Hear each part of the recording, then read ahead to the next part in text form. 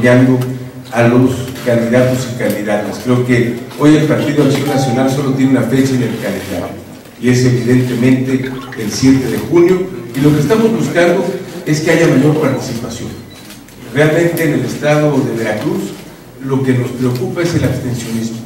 Estamos convencidos de que si hay más gente que salga a votar, el Partido Acción Nacional obtendrá mejores resultados. Bueno, evidentemente el tema de la inseguridad es un reto que tenemos a nivel nacional.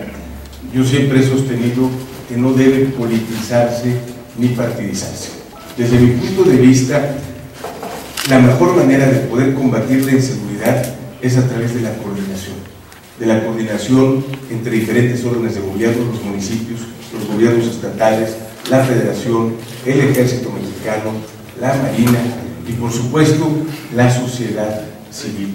Y en este caso tenemos vecindad entre Veracruz y Puebla y hay una buena coordinación. Ustedes nos han acompañado con el gobernador Javier Duarte a diversas reuniones del Gabinete de Seguridad de Puebla, del Gabinete de Seguridad del Estado de Veracruz, con la participación del gobierno de la República, y ustedes también han constatado que ha habido delincuencia que efectivamente es originaria de Veracruz, que comete algún secuestro en Puebla y después nos ayudan a capturarlos aquí en Veracruz y viceversa. Creo que en este sentido lo que podemos comentar es que sí hay una muy buena coordinación con el gobierno de Veracruz y hay buena comunicación permanente y apoyo.